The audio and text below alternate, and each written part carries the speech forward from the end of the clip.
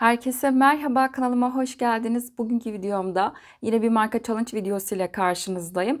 Ünlü bir markaya ait olan kağıt iple hazırladığım güzel bir çantanın tarifini sizlerle paylaşacağım. Birebir aynı sayılarda yaptım. Sizler kağıt ip yerine rafiye iple, polyester makrome ipi, pamuk makrome ipi gibi farklı iplerle çalışabilirsiniz. Harika bir model oldu. Yapmanızı tavsiye ediyorum ve oldukça kolay bir model. Çantamız burada 4 parçadan oluşmakta. 2 tanesi büyük ve 2 tane de yan parça öreceğiz ve tabanında yanları örerken bir bütün şekilde öreceğiz. Harika bir model. Bakın bu şekilde sizlere göstermek istiyorum. Tabanı sık iğneden oluşuyor. Yine yanlarda kafes şeklinde. Video içerisinde tüm detayları paylaştım. Sizlere içinde göstermek istiyorum. Harika bir çanta oldu. Videomuza geçmeden önce sizlere küçük bir hatırlatma yapmak istiyorum. Kanalıma abone olmak ücretsizdir. Ücretsiz olarak kanalıma abone olabilirsiniz. Instagram adresinden beni takip etmek isterseniz videoların açıklama kısmında linkini ekliyorum. Oradan tıklayarak ulaşabilirsiniz. Yaptığınız çantaları Instagram adresinden beni etiketleyerek gönderirseniz mutlu olurum. Videolarımı beğenmeyi ve yorumlarınızı bırakmayı unutmayın lütfen. Şimdi çantanın yapımına geçelim. Çantamızı örmek için gerekli malzemelerimiz 2 renk kağıt ip kullanacağım ve bir de siyah deri 70 santimlik askı kullanacağım. Ve çantamızı örmek için tığ numaramızı 3,5 milimlik bir tığ kullanacağız. Ben çantanın büyük parçasının bir tanesini hazırladım. Diğer büyük parçayı da sizlerle birlikte hazırlayacağız. Büyük parça ile ilgili sizlere önden bilgi vermek istiyorum. Burada parçamızın ölçüsü, eni 32 santim ve yükseklik 35 santimde yüksekliği var. Şimdi ipimizi alalım ve başlangıcımızı yapalım. Burada modelde 25 tane kafes var. 25 tane kafes için ben toplamda 54 tane zincir çekeceğim. İpimi aldım. İlk burada birincisini kilit yaptım. Modelimiz 2 ve katlar üzerinde oluşuyor. Artı 4 tane zincir fazladan çekiyoruz. Yani 50 artı 4 zincir fazladan çekmiş oluyoruz. Bu şekilde parçanızı istediğiniz şekilde büyütüp küçültebilirsiniz. Ben birebir orijinalindeki aynı sayılarla birebir yaptım. Onu da belirtmek istiyorum. Şimdi burada devam ediyorum. Kilit yaptıktan sonra 1, 2, 3, 4, 5 zincirimi çekip geliyorum. 54 tane zincirimi çektim. Tığın üzerine ipimi doladım. Sondan sayıyorum. 1, 2, 3, 4, 5 tane zincir atlıyorum ve 6. zincir boşluğuna batıp ilmeğimi çıkarttım. Tığımda 3 ilmeğim var. Önce ikisini bir çıkarttım. Tığımda 2 ilmeğim kaldı. İkisini bir çıkarttım. Bu şekilde birinci kafesimi oluşturmuş oldum.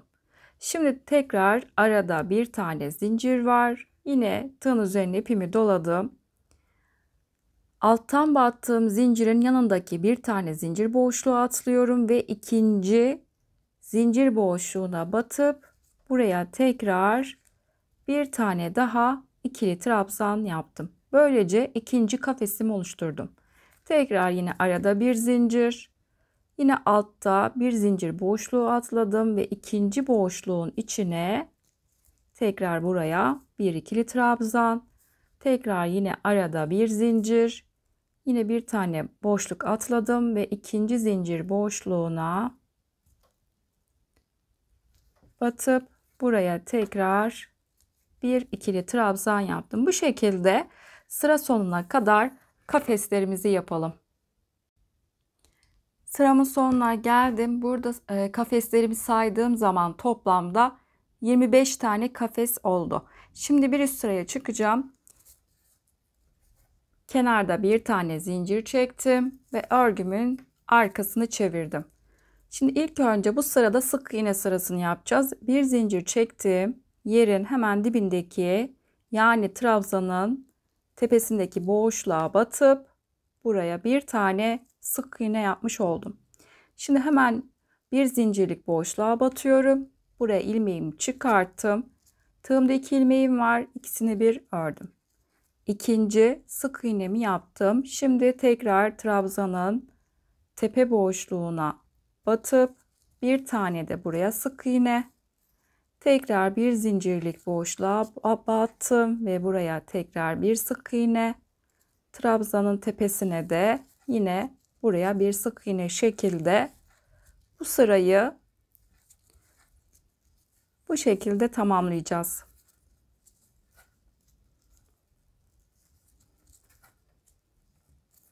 Sık iğnelerimizi yapalım ve sıra sonuna kadar gelelim. Sıramın sonuna doğru geliyorum. Son kafesim kaldı. En son trabzanın tepesine sık iğne yaptım ve şimdi son boşlukta buraya tekrar bir tane sık iğne. Şimdi burada kenar oluşturacağız. Yine sık iğne yapacağız. Hemen tepedeki zincir boşluğuna batıp buraya sık iğne yaptım ve bu şekilde sıramı tamamladım. Burada yeni sıraya geçiyorum. Kenarda 4 tane zincir çekeceğim. 1, 2, 3 ve 4. Örgümün arkasını çevirdim. Şimdi buraya ilk kafesi hemen bakın zincirin dibindeki boşluğu atlıyorum. Hemen yanında bir tane daha sık iğne atlıyoruz ve bakın aynı trabzanın aynı hizasındaki sık iğne boşluğuna battım ve buraya tekrar bir ikili trabzan şekilde yaptım. Şimdi tekrar devam ediyorum. Yine arada bir zincir, yine bir tane boşluk atladım. Yine ikinci boşluğa, yani bir alt sıradaki yaptığımız trabzanın tepesindeki aynı hizasına denk geliyor ve tekrar trabzan yaptım. Arada bir zincir, bir boşluk atladım ve ikinci sık iğnenin içine tekrar bir ikili trabzan. Bu sırada bir boşluk atlayıp ikinci boşluğa trabzan yapıp kafeslerimizi oluşturacağız. Bu şekilde devam edelim. Kafeslerimizi oluşturalım ve sıra sonuna kadar gelelim. Toplamda yine ilk sırada yaptığımız gibi 25 tane kafesimiz olacak. Sıramın sonuna doğru geliyorum. Son bir tane kafesim kaldı. Bir zincir, bir tane boşluk atladım ve son sık iğnenin içine 25. kafesimi bu şekilde yapmış oldum. Şimdi tekrar bir üst sıraya çıkacağım. Bir sıra tekrar sık iğne sırasını yapacağız. Bir zincir çektim. Tekrar örgümün diğer tarafını çevirdim. İlk önce zincirin dip noktasındaki boşluğa batıp buraya ilk sık iğnemi yaptım. Bir zincirlik boşluğa batıp tekrar sık iğne, trabzanın tepesine geldim. Buraya da bir sık iğne, bir zincirlik boşluğa bir sık iğne, trabzanın tepesine bir sık iğne şekilde bu sırayı da sık iğne yaparak ilerleyeceğiz. Bu şekilde sık iğnelerimizi birer tane yapalım ve sıra sonuna kadar gelelim. Sıramın sonuna doğru geliyorum. Son bir tane burada kafesim kaldı. Buraya da batacağım. En son trabzana battım ve son kafesin içindeki boşluğa bir sık iğne. Şimdi bizim burada kenarda 4 tane zincirimiz vardı. 1, 2 ve 3. Üçüncü zincirin içine batacağım. Kenardaki 4 zincirin 3. zincirin içine batıp buraya bir tane son sık iğnemi yapmış oldum. Şimdi tekrar bir üst sıraya çıkacağım. Kenarda tekrar 4 zincirimiz olacak. 1, 2, 3 ve 4. Tekrar örgümün arkasını çevirdim. Şimdi ilk kafesimi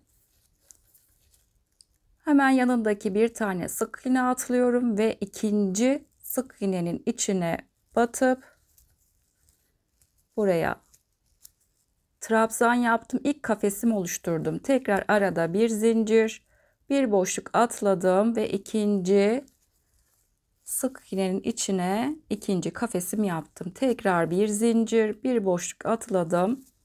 İkinci boşluğun içine tekrar bir trabzan. Bu şekilde kafeslerimizi oluşturalım ve sıra sonuna kadar gelelim.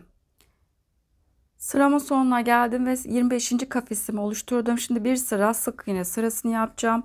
Bir zincir çektim ve tekrar örgümün arkasını çevirdim. İlk sık iğnemi zincirin dip noktasındaki boşluğa yaptım. Bir sonraki bir zincirlik boşluğa, bir sonraki trabzanın tepesine sık iğne oluşturdum. Bu şekilde bir zincirlik boşluğu ve trabzanın tepelerine sık iğnemizi yapalım ve tekrar sıra sonuna kadar gelelim. Tekrar bu noktayı sizlerle paylaşmak istedim. Sıramın sonuna geldim. Şimdi son kafesin içine buraya bir sık iğne. Şimdi kenar oluşturacağım. Kenarda 4 tane zincirimiz vardı. 1, 2 ve 3. Üçüncü zincirin içine battım ve son buraya sık iğnemi yapmış oldum. Bu sırayı da tamamlamış olduk. Parçamız hep bu şekilde ilerleyecek. Hep bu iki sıranın hep aynı tekrarını öreceğiz. Sizlere ne kadar ördüğümün bilgisini paylaşacağım. Kafesleri sayacağım sadece. Buradan saydığım zaman 1, 2, 3, 4, 5, 6, 7, 8, 9, 10, 11, 12, 13 ve 14. Tam 14 tane kafes olacak şekilde parçamızı büyüteceğiz. En son kafeste bitireceğiz. Daha sonra kafeste bitirdikten sonra kenarına dört bir kenarına görmüş olduğunuz şekilde sık iğne gideceğiz. Bu şekilde parçamızı büyütelim. Ben burada parçamı büyüttüm. Kafeslerden 14 tane olacak şekilde tamamladım. Şimdi en son kafesimi yaptıktan sonra buradan ipimi kopartmadan aşağı doğru inip sık iğne yapmaya başlayacağım. Bu şekilde olduğu zaman kafeslerimiz düz bir şekilde bize bakmış olacak. Sık iğnelerin de tersi bize bakmış olacak. Yani burası sık iğnenin ters tarafı, çantanın düz tarafı olmuş olacak. Bu şekilde parçamızı buradan örmeye devam edeceğim. Dört bir kenarına sık iğne yapacağız. En son burada kafesimi bitirdikten sonra ipimi kopartmadan bir zincir çektim ve şimdi ilk boşluğun içine buraya battım ve ilk sık iğnemi yaptım. Bir sonraki yine aynı boşluğun içine tekrar ikinci sık iğnemi yaptım ve tekrar yine aynı boşluğa üçüncü sık iğnemi yaptım. Toplamda burada başlangıçla 3 tane sık iğne yapmış oldum. Şimdi devam ediyorum. Bir sonraki boşluk bizim sık iğne sırasına geldim. Kenardaki sık iğnenin içine batıp buraya bir sık iğne. Şimdi biz burada trabzan boşluğuna geldim. Buraya 2 tane sık iğne, 1 ve 2. Şimdi tekrar yaptığımız sık iğnenin kenarındaki boşluğa buraya bir tane, tekrar trabzan boşluğuna geldim. Buraya 1 ve 2. Tekrar sık iğnenin kenarındaki boşluğa yine bir sık iğne. Devam ediyorum bu şekilde. Trabzan boşluğuna 2 sık iğne. Buraya bir tane. Bu şekilde devam edelim sık iğnelerimizi yapmaya ve köşeye kadar gelelim. Köşeye geldim. Köşedeki kafesin içine 5 tane buraya sık iğne yapacağım. Örerken de kısa ipimi içeride bırakacağım. 1 2 3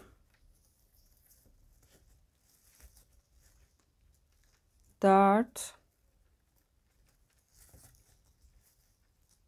ve 5. Köşeye 5 tane sık iğne yaptım. Şimdi bir sonraki kafes noktasına geçiyorum. Buradaki kafesin içine de 2 tane sık iğne, 1 ve 2. Bir sonraki bir zincirlik boşluğa atlıyorum. Yani kafesin içine. Tekrar yine buraya 2 tane sık iğne yaptım. Bu şekilde hep bir zincirlik boşlukların içine ikişer tane sık iğne yaparak ilerleyeceğiz. Bakın bu şekilde bir zincirlik boşluklara ikişer tane sık iğne yapalım. Tekrar köşeye kadar gelelim. Köşeye geldim. Köşede diğer yerde yaptığımız gibi 5 tane aynı noktaya sık iğne yapacağım. 1 2 3 4 ve 5. 5 tane sık iğne yaptım. Şimdi sık iğnenin kenarına buraya bir tane. Bakın boşluklu kısımlara geldim. Şimdi boşluklu kısma 2 tane sık iğne, 1 ve 2. Tekrar sık iğnenin kenarına buraya bir sık iğne. Tekrar boşluk kısma geldim. Buraya tekrar aynı noktaya 2 tane sık iğne şekilde yapacağız. Daha sonra sık iğnenin kenarına yine bir sık iğne şekilde 2 1 2 1 diye sık iğnemizi yapacağız. Tekrar köşeye geldiğimiz zaman yine burada köşede 5 tane sık iğne, ardından arada bir zincirlikli boşluklu yere geldiğimiz zaman bakın altta aynısını yaptık. Buraya da bir zincirlik boşluklara ikişer tane sık iğne yapalım. Sıra sonuna kadar gelelim. Başlangıç noktama geldim. Bizim köşede 5 tane sık iğne olması gerekiyor. Biz 3 tane ile başladık. Sıra sonunda 2 tane yapmam gerekiyor. İlk önce buraya bir tane sık iğne yaptım. Şimdi bir tane de ilmek kaydırma yapacağım. İlmek kaydırma boşluğunu da ikinci sık iğne sayacağız ve bu şekilde 5'e tamamlamış olacağız. Şimdi ilk yaptığım sık iğnenin içine battım. İlmeğimi çıkarttım ve diğer ilmekten kaydırdım. Bu şekilde 5'e tamamlamış olduk. Şimdi bir üst sıraya çıkacağım. Onun için bir tane zincir çektim. Hemen zincirin dibindeki boşluğun içine buraya ilk sık iğnemi yaptım. Şimdi aynı noktaya toplamda 3 tane sık iğne yapacağız. Bir, tekrar yine aynı noktaya battım.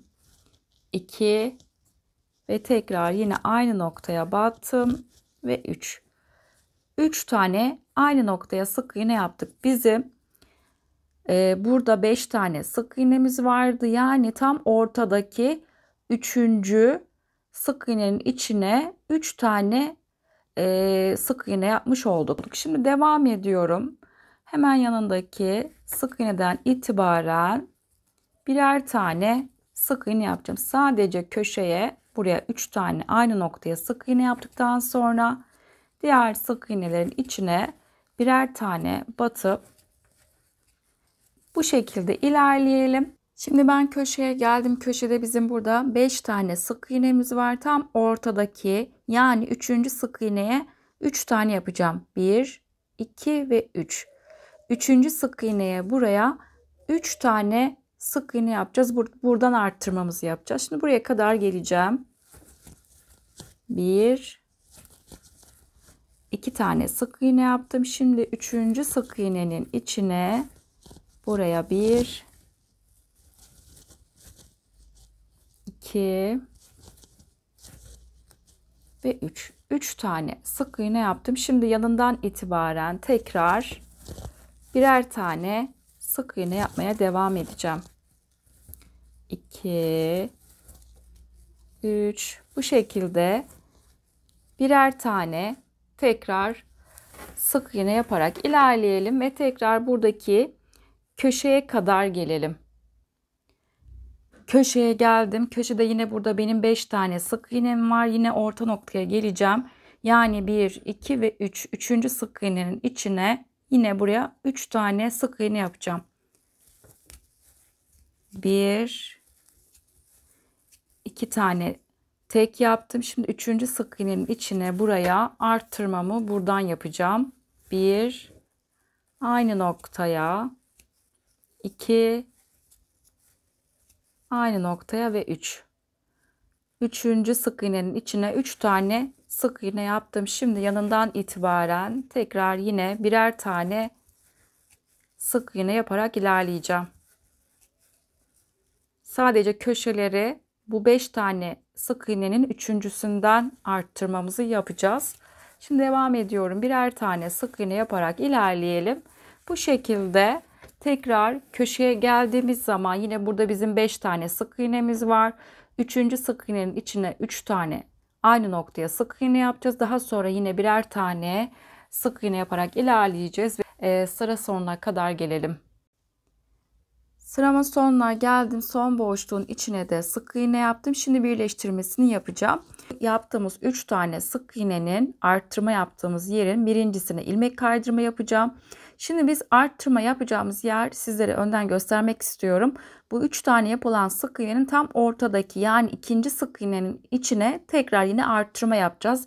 Yani aynı noktaya 3 tane tekrar sık iğne yapacağız. Hep ortadaki arttırma yapılan ortadaki sık iğneye tekrar 3 tane sık iğne yapmış olacağız. Şimdi burada birincisine battım, çıkarttığım ilmeği diğer ilmekten kaydırdım. Bu şekilde birleştirme yaptım. Şimdi yeni sıraya geçiyorum. Bir zincir çektim. Zincirin dibindeki boşluğa ilk sık iğnemi yaptım. Bakın burada bizim arttırma yaptığımız 3 tane sık iğnenin birincisine tek sık iğne yapmış olduk. Şimdi ikinci yani ortadaki sık iğneye tekrar buradan arttırma yapmış olacağız. İkincisine battım. Buraya 3 tane aynı noktaya sık iğne yapacağım. Şimdi bu şekilde biz köşeyi oluşturmuş oluyoruz. 1 aynı noktaya 2 ve tekrar yine aynı noktaya 3 tane sık iğne yapmış oldum. Yanından itibaren tekrar birer tane sık iğne yaparak ilerleyeceğiz. Bu şekilde devam edelim. Birer tane tekrar buradaki köşeye kadar gelelim. Köşeye geldim. Burada yine arttırma yapacağız. Bizim buradaki 3 tane sık iğnenin yine ortadaki ikinci sık iğnenin içine 3 tane yine sık iğne yapacağız.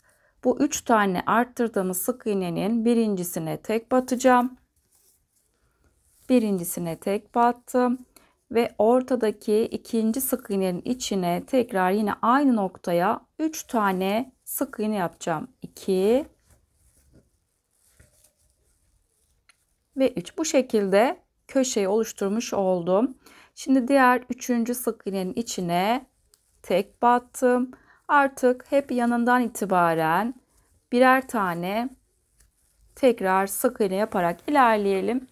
Diğer köşeye kadar gelelim. Diğer köşeye geldim. Yine arttırma noktama geldim. Köşede bizim aynı noktada battığımız 3 tane burada sık iğnemiz var.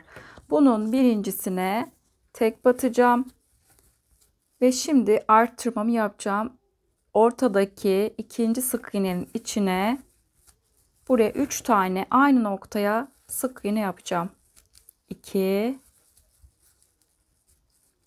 ve 3. Bir sonraki arttırma noktamız bizim bu 3 tane yapılan sık iğnenin tam ortasındaki sık iğneye tekrar yine 3 tane sık iğne yapacağız. Şimdi tekrar yanından itibaren birer tane sık iğne yaparak ilerleyeceğim. Bu şekilde bakın köşeyi oluşturdum. Devam ediyorum. Birer tane sık iğne. Diğer köşeye geldiğimiz zaman bakın burada yine 3 tane sık iğnemiz var. Ortadaki sık iğnenin içine tekrar buraya 3 tane sık iğne yapacağım. Ve tekrar yanına itibaren birer tane sık iğne yapıp ve sıra sonuna kadar gelelim. Sıramın sonuna doğru geliyorum. Son boşluğun içine de sık iğnemi yaptım. Şimdi birleştirmesini yapacağım. Şimdi ilk yaptığım sık iğnenin içine batıp ilmek kaydırma yaptım ve bu şekilde 3. sıramı tamamladım. Şimdi bir sıra daha bu şekilde yapacağız. Bir tane zincir çekiyorum ve 4. sıra için yine zincirin dip noktasındaki boşluğa buraya birinci sık iğnemi yaptım. Şimdi ben buradaki bizim arttırma yaptığımız 3 tane sık iğnenin orta noktaya gelinceye kadar birer tane yapacağım. Bir sonraki boşluğa ikinci tek yaptım. Bakın şimdi tam 3 tane sık iğnenin orta noktasına geldim. Şimdi arttırmamı burada yapacağım. üçüncü sık iğnenin içine batıp buraya aynı noktaya 3 tane sık iğne yapacağız. Orta noktaya battık. 2 tane tekten sonra üçüncü boşluğa 3 tane sık iğne yapmış oldum. Şimdi yanından itibaren tekrar yine birer tane sık iğne yaparak ilerleyeceğim. Bu şekilde birer tane yapacağız. Yine burada bizim köşedeki 3 tane sık iğnemiz var. Yine artırmamızı ortadaki ikinci sık iğnenin içine tekrar buraya 3 tane sık iğne, tekrar yanından itibaren birer tane sık iğne ve diğer köşeye geldiğimiz zaman yine 3 tane sık iğnenin ortasındaki boşluğa yine 3 tane sık iğne, yine birer tane devam edip yine köşede de yine aynı şekilde orta noktasından yine artırmamızı yapacağız ve birer tane tekrar devam edip sıra sonuna kadar gelelim.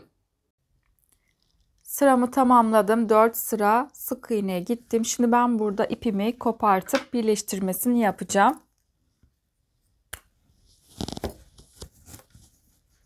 Şimdi ilk yaptığım sık iğnenin ikisini birlikte aldım ve bu ipi iç kısmı aldım. Şimdi son yaptığım sık iğnenin de arka tek kanadına battım ve tekrar bu ipi çantanın iç kısmını almış oldum. Bu şekilde birleştirmesini yaptım. Şimdi bu kısa ipimi aralarda yürütüp saklayacağım. Şimdi bir sırada siyah renkle sık iğne gideceğiz. Şimdi onun yapılışını paylaşacağım. Bitirdiğim nokta sol kenarda kaldı. Herhangi bir köşesinden başlayabilirsiniz. Ben hemen sağ köşeden başlangıcımı yapacağım. Aynı diğer sıralarda yaptığımızın aynısını yapacağız. Sadece bir sıra siyah renkle öreceğiz. Şimdi tam yine arttırma köşeme geldim. Burada aynı noktada 3 tane sık iğnemiz var. Tam ortadaki ikinci sık iğnenin içine batıp ben burada ipimi kilit yapmıştım. İlmeğimi çıkarttım. Tığımda 2 tane ilmeğim var. İkisini bir ördüm. Birinci sık iğnemi yaptım. Arttırma yerimiz olduğu için 3 tane yine buraya sık iğne yapacağım. 2 ve 3. Aynı noktaya 3 tane sık iğne yaptım. Yanından itibaren tekrar birer tane sık iğne yaparak ilerleyeceğiz. Örerken de kısa ipimi içeride bırakacağım. Aynı diğer sıralarda yaptığımızın aynısını yapıyoruz. Sadece siyah renkle örmüş oluyoruz. Bu şekilde devam edelim. Ardından köşeye geldiğimiz zaman yine burada 3 tane sık iğnemiz var. Ortadaki sık iğnenin içine tekrar yine 3 tane sık iğne, diğerlerine birer tane. Hep köşelerde yine arttırma yerimizi yapacağız ve diğer yerlerde birer tane hep köşelere uygulayacağız. Ve bu şekilde sıra sonuna kadar geldikten sonra bir önceki sırada yaptığımız gibi ipimizi kopartıp birleştirmemizi yapalım ve bu şekilde sıramızı tamamlayalım. 2 tane büyük parçayı ördükten sonra 2 tane de bu şekilde dikdörtgen parça öreceğiz. Bu görmüş olduğunuz parça yan parçanın bir tanesini oluşturuyor ve buradaki sık iğne kısmı da tabanın yarısını oluşturuyor. Ben bir tanesini hazırladım. Diğer tekini de sizlerle birlikte hazırlayacağız. Birebir yine büyük parçaya aynı şekilde şuradaki dikdörtgen kısmın aynısını büyük parçadaki gibi yapacağız. Sadece burada biraz enini küçülteceğiz. Şimdi bunun yapılışını paylaşacağım. Parçanın yapılışını paylaşmadan önce sizlere ilk önce ölçü olarak da vermek istiyorum. 47 santim uzunluk ve eni parçamın 14 santimde eni var. Burada yan parçada kafes sayımız bizim 3, 6 ve 9. 9 tane olacak. Onun için ben burada ipimi ilk önce kilit yapacağım. Bunu zincirden saymayacağım ve toplamda 9 tane kafes için 22 tane zincir çekeceğim. 1, 2, 3, 4 zincirimi çekip geliyorum. 22 tane zincirimi çektim ve son zincirden itibaren sayıyorum. 1, 2, 3, 4, 5 tane zincir atladım ve 6. zincir boşluğuna batıp ilmeğimi çıkarttım ve ilk buraya ikili trabzanımı yaptım. Yani bu şekilde ilk kafesimi oluşturmuş oldum. Arada bir zincir, tekrar yine birer tane boşluk bırakıp yine kafeslerimi oluşturacağım. Bir boşluk atladım. 3. kafesimi yapıyorum. Bu şekilde sıra sonuna kadar kafeslerimizi yapalım. 9 tane kafesimi tamamlamış oldum. Şimdi bir üst sıra çıkacağız. Kenarda bir zincir ve tekrar örgümün arkasını çevirdim. Yine aynı büyük parçada yaptığımız gibi ilk önce zincirin dip noktasına batıyorum. Sonra bir zincirlik boşluğa bir sık iğne, trabzanın tepesine bir sık iğne şekilde bu sırayı da sık iğne sırası olarak tamamlayacağız. Bu şekilde sıra sonuna kadar gelelim. Sıramın sonuna geldim. Son kafesin içine buraya önce bir sık iğne ve şimdi kenar oluşturacağım. 1, 2 ve 3. Üçüncü zincirin tepesindeki boşluğa battım ve son bu şekilde sık iğnemi yaptım. Şimdi bir üst sıraya çıkacağım. Kenarda 4 tane zincir çekeceğim. 2, 3 ve 4. Tekrar örgümün diğer tarafını çevirdim. Şimdi burada hemen bir boşluk atlıyorum. İkinci boşluğun içine yine buraya ilk kafesimi oluşturdum. Arada bir zincir, yine bir boşluk atlayıp bu şekilde tekrar kafeslerimizi oluşturacağız. Toplam yine 9 tane kafesimiz olacak. Aynı büyük parçada yaptığımız gibi aynı şekilde modelimiz ilerleyecek. Sadece burada büyük parçadan daha küçük yaptık enini. Uzunluk aynı olacak. Büyük parçada yaptığım gibi yine burada kafes sayısını da vermek istiyorum. 1, 2, 4, 6, 8, 10, 12 ve 14. Aynı birebir büyük parçada olduğu gibi 14 tane kafesimiz olacak. Bu şekilde kafeslerimizi tamamlayalım. 14 sıra yan parçanın yüksekliğini ördüm. Kafesleri 14 sıra yaptık. Şimdi yine aynı büyük parçada yaptığımız gibi 4 bir kenarına sık iğne gideceğim. Burada 14. sıramı tamamladım.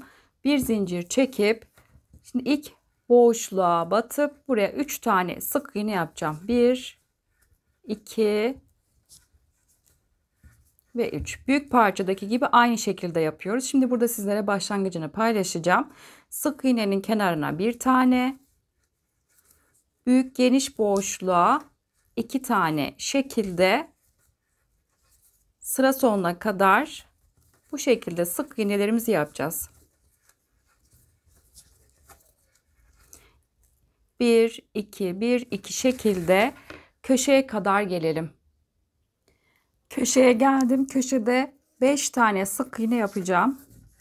1, 2, 3, 4 ve 5. Şimdi hemen ilk boşluğa geldim. Buraya 2 tane sık iğne.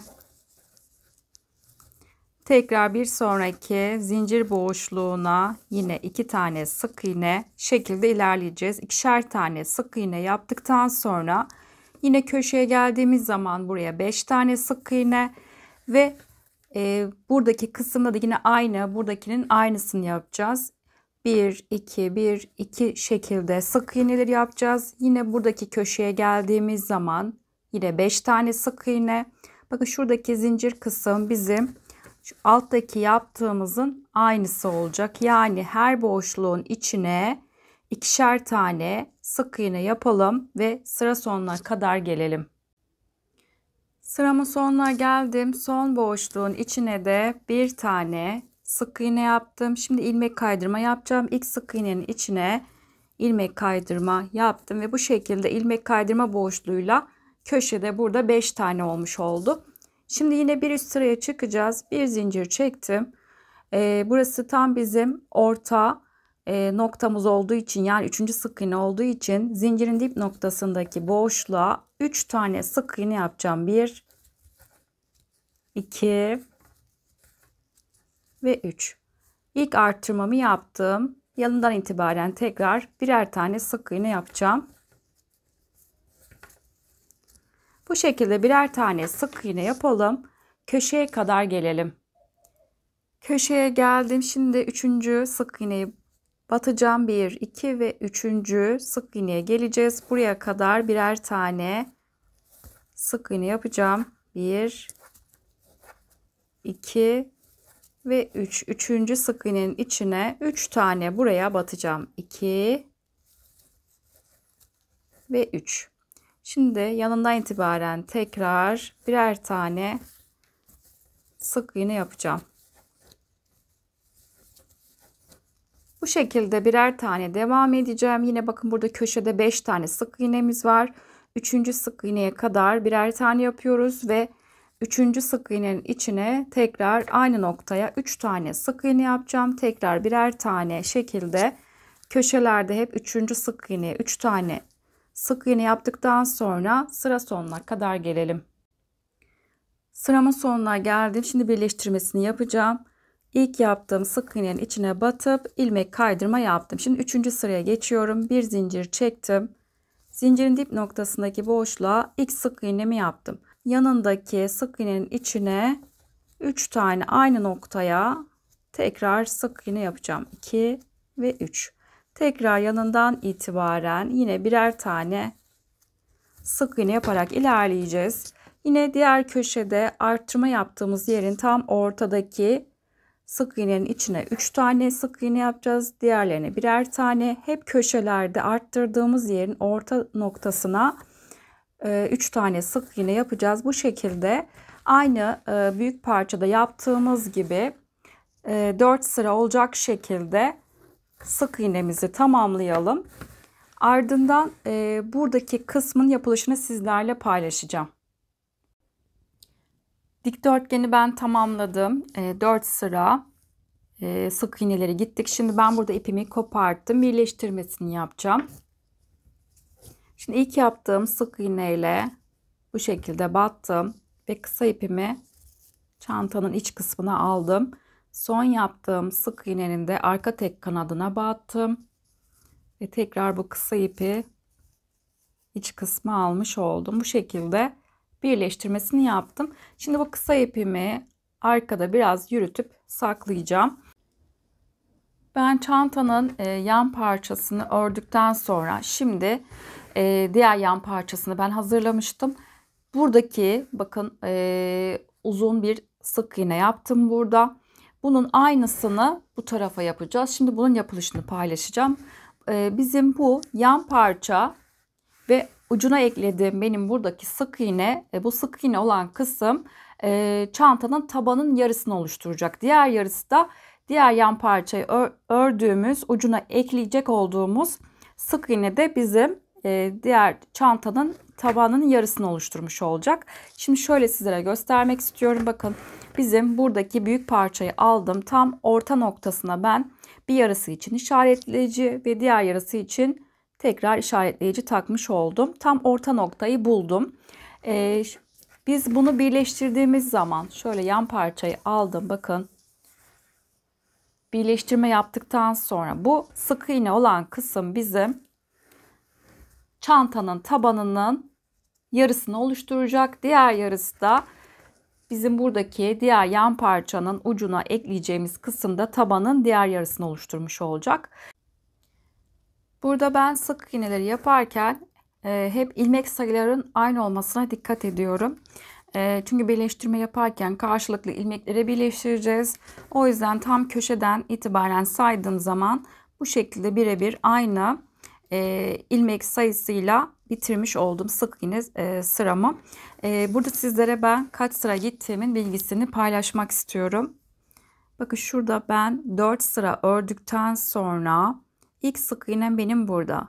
1, 3, 5, 7, 9, 11, 13, 15, 17, 19, 21, 23, 25, 27, 28 ve 29. Tam 29 sıra ördüm.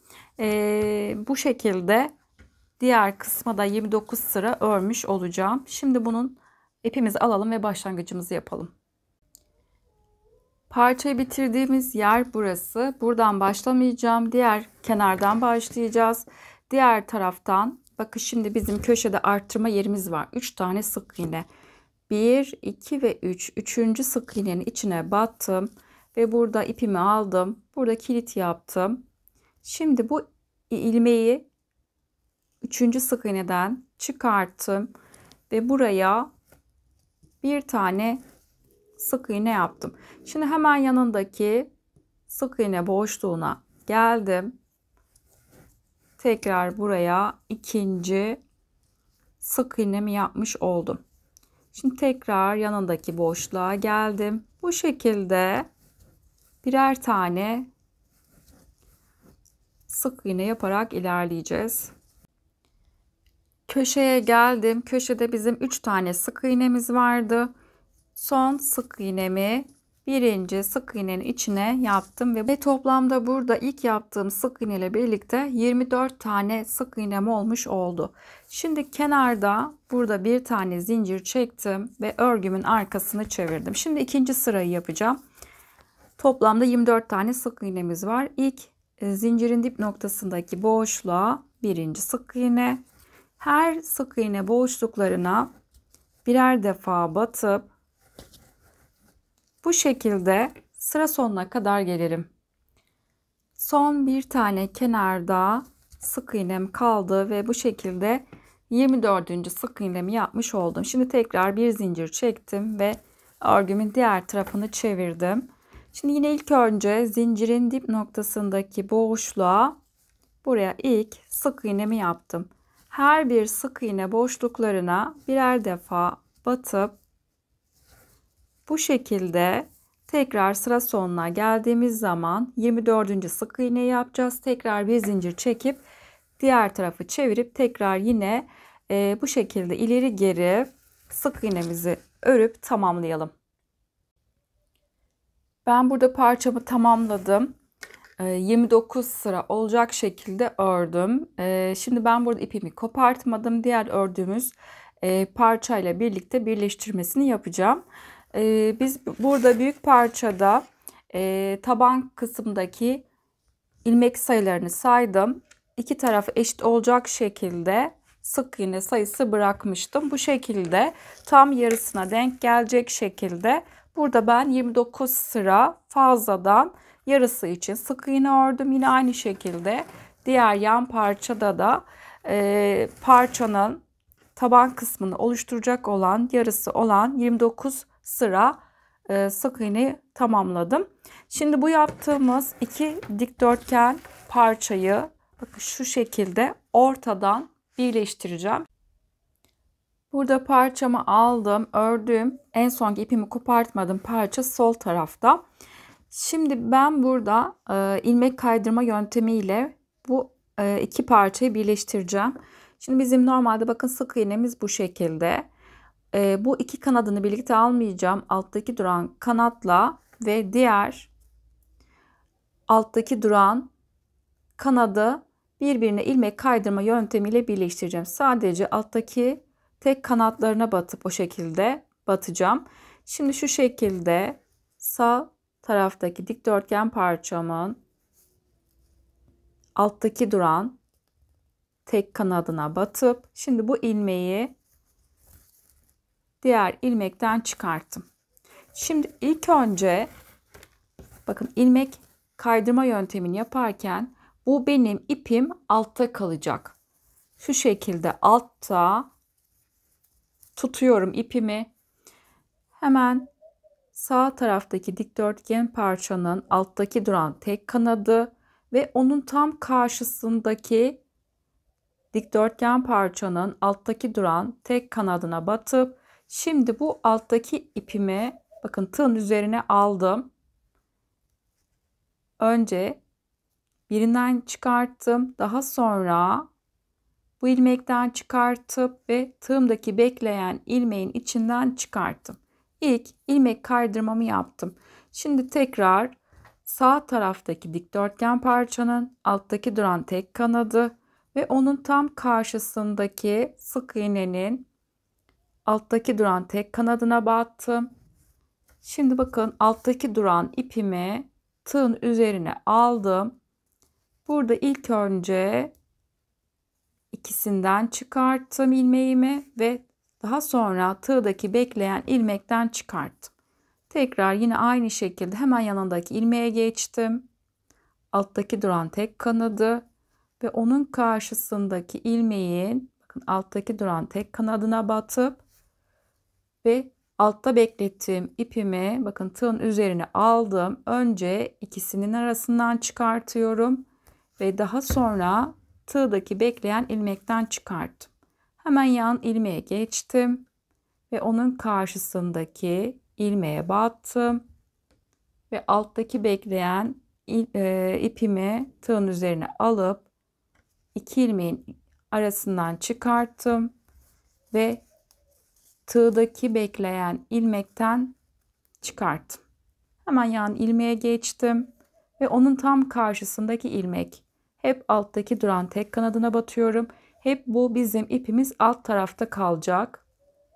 Tığın üzerine alıp ikisinin arasından çıkarttım ve tığdaki bekleyen ilmekten çıkarttım. Bu şekilde ilmek kaydırma yöntemiyle iki parçayı birbirine birleştireceğiz. İsterseniz bu alttaki kanatlarına da iğneyle de dikebilirsiniz. O şekilde de birleştirme yapılabilir. Bu şekilde sıra sonuna kadar gelelim. Sıramın sonuna geldim. Son ilmeğe de ilmek kaydırma yaptım. Şimdi burada ipimi kopartıp iç kısımda saklayacağız. Burada ipimi çıkarttım. Şimdi bu ipimi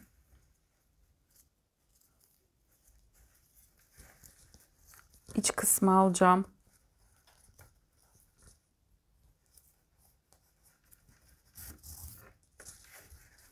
Şimdi bu kısa ipimi ters tarafına aldık parçanın. Burada ipimizi yürütüp fazlasını da saklayacağız. Bu şekilde burayı da birleştirmiş olduk. Şimdi bu birleştirdiğimiz dikdörtgen parçanın etrafına aynı büyük parçada yaptığımız gibi sık iğne yapacağız.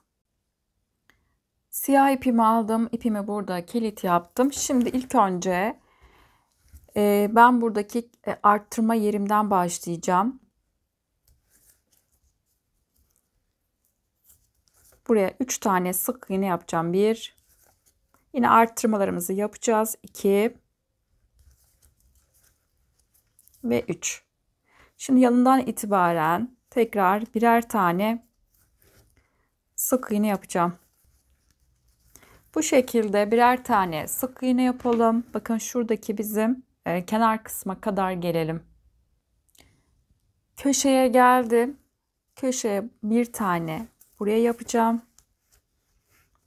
Hemen şimdi bakın her sıranın sık iğne sırasının kenar boşluğunda boşluklarımız var. Bunlara batacağım. Hemen sık iğne sırasının kenarındaki duran boşluğa battım. Şimdi bir sonraki sıranın kenarındaki boşluğa tekrar sık iğne ve bir sonraki sık iğne sırasının kenarındaki boşluklara birer tane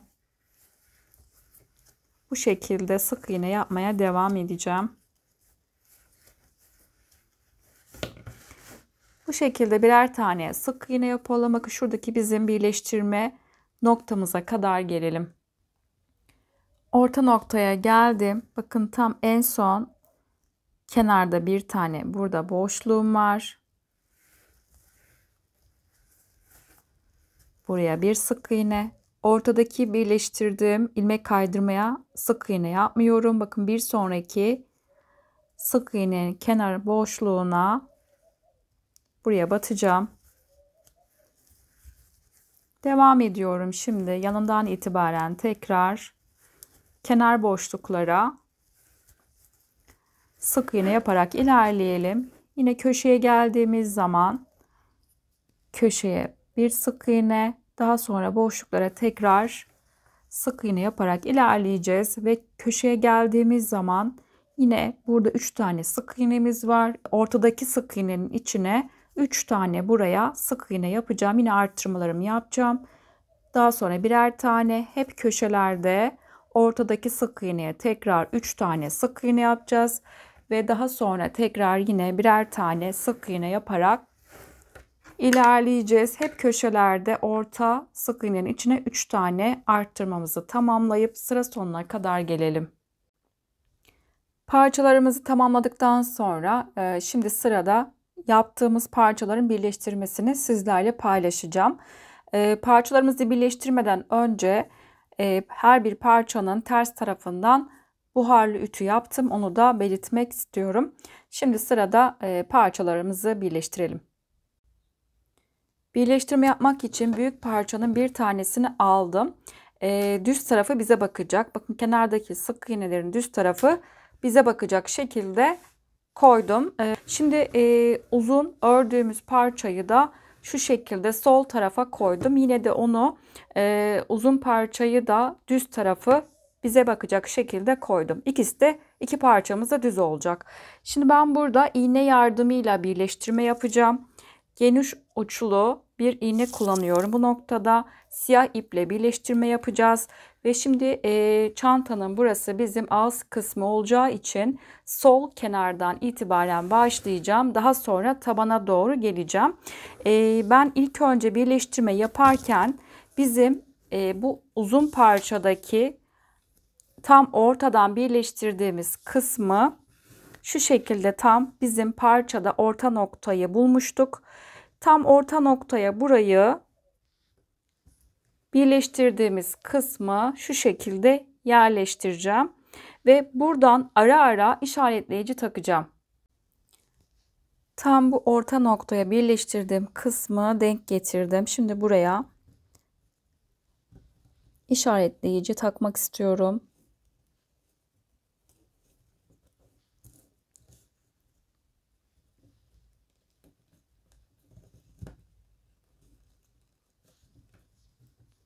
Buradan ayarlamamı yaptım. Daha sonra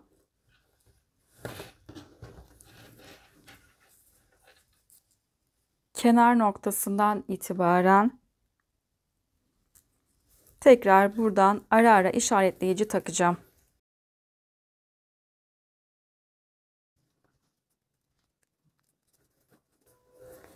Şimdi de tekrar diğer kenardan itibaren tekrar buradan işaretleyici takacağım.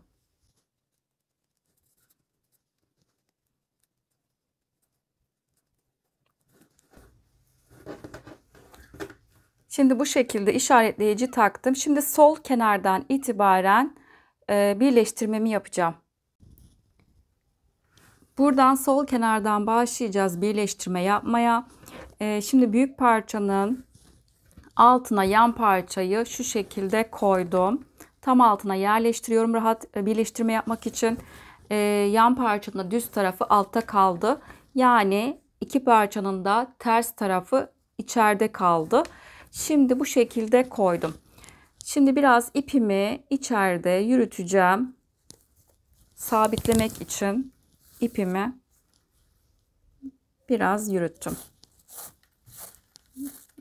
Ve iğnemi dış kısma aldım. Şimdi biz köşede üçer tane iki köşede arttırma yapmıştık. Şimdi birinci yan parçada birinci sık iğnenin içine battım. Sık iğnenin ikisini birlikte alıyorum. Daha sonra büyük parçada da birinci sık iğnenin içine bu şekilde iğnemi battım.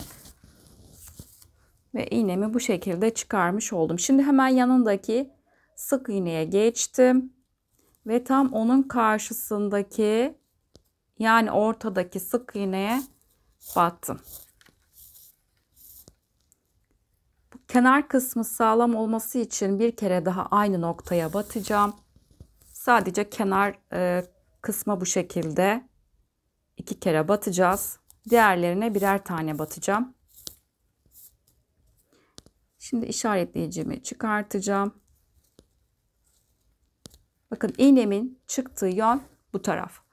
Şimdi hemen yanındaki sık iğneye batacağım. İlmeğimi çıktığım yerin hemen yanındaki sık iğneye battım ve onun karşısındaki ilmeğe bu şekilde battım. İpimiz hangi yönde çıktıysa kaldığımız yerden devam edeceğiz. Hemen onun yanındaki sık iğneye ve onun karşısındaki ilmeğe batacağız. İğnemin yönü bakın bu tarafta kaldı. Şimdi ipimin çıktığı yönden tekrar buradan batıyorum. Hemen yanındaki sık iğneye battım ve onun karşısındaki ilmeğe bu şekilde battım. İpim bu taraftan çıktı. Hemen yanındaki sık iğne ve onun karşısındaki denk gelen sık iğnenin içine battım. İpim bakın bu tarafta çıktı. Hemen onun yanındaki ilmek ve karşısındaki ilmeğe battım. İpimiz hangi yönde çıktıysa onun hemen yanındaki ilmekten tekrar batıp bu şekilde karşılıklı ilmeklere batıp dikme işlemini yapacağız.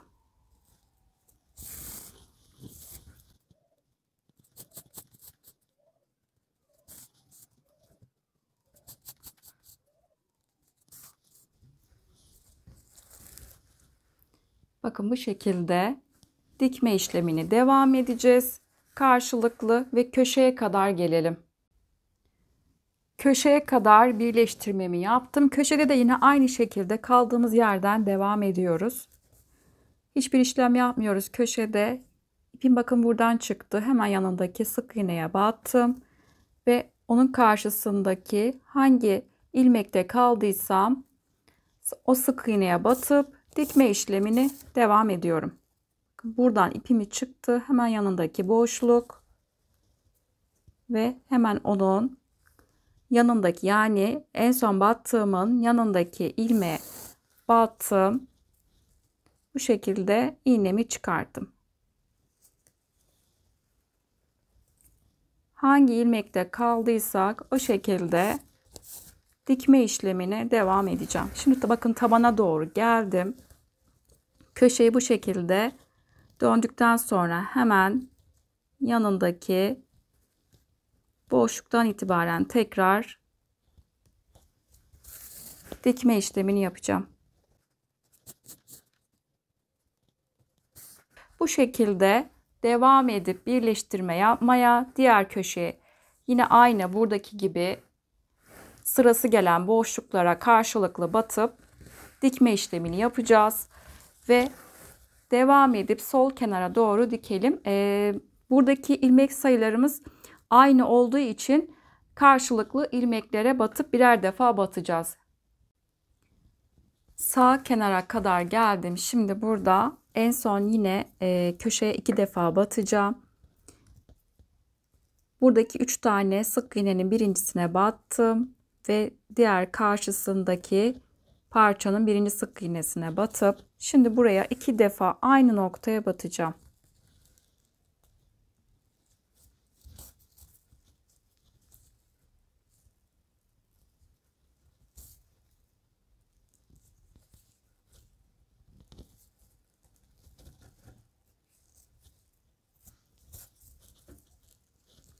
İki defa battım. Şimdi bu ipi çantanın iç kısmına alıp ipimizi saklayacağız.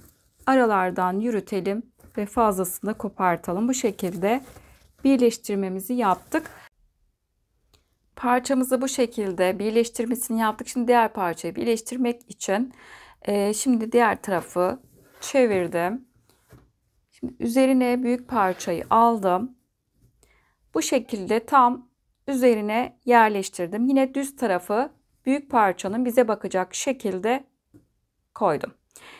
Burada dikkat etmeniz gereken bakın şu şekilde koymamanız gerekiyor. Trabzanların yönü şöyle koyduğum zaman sol kenara doğru, sol tarafa doğru yatık bir şekilde biraz eğimli duruyor. Parçanın düz tarafını koydum. Yine aynı büyük parçada da yine aynı şekilde sol tarafa doğru trabzanlarım biraz daha yatık.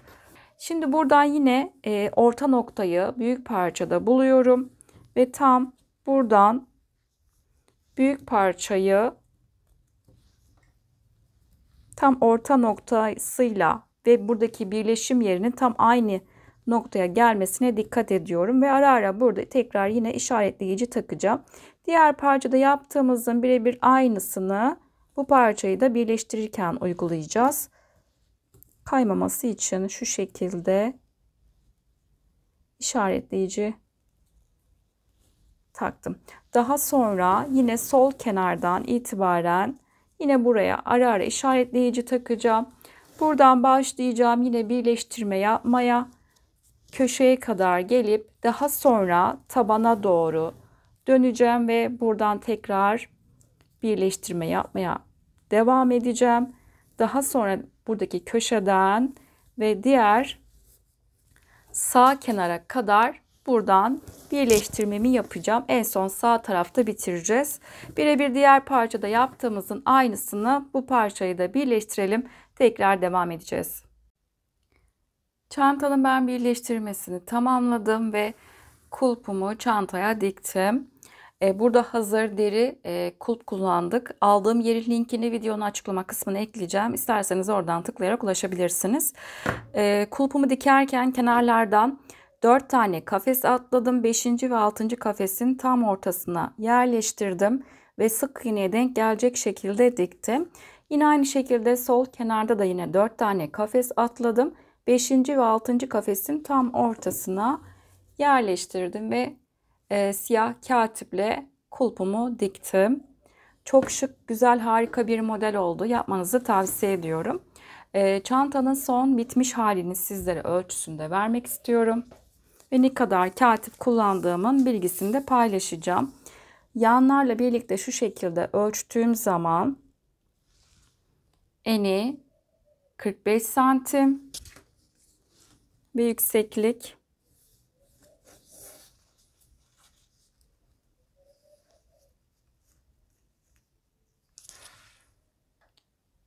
35 santimde yükseklik var ve derinlik çantanın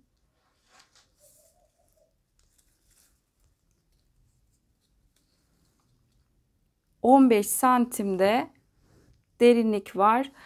Toplamda 350 gram katip kullandım. Siyah renkten çok az kullanmış olduk. Bir videonun daha sonuna geldik. Kanalıma abone olmak ücretsizdir. Ücretsiz olarak kanalıma abone olabilirsiniz. Instagram adresinden beni takip etmek isterseniz videoların açıklama kısmına linkini ekliyorum. Oradan tıklayarak ulaşabilirsiniz. Yaptığınız çantaları Instagram adresinden beni etiketleyerek gönderirseniz çok mutlu olurum. Videolarımı beğenmeyi ve yorumlarınızı bırakmayı unutmayın lütfen. Bir başka videoda görüşünceye dek hoşça kalın.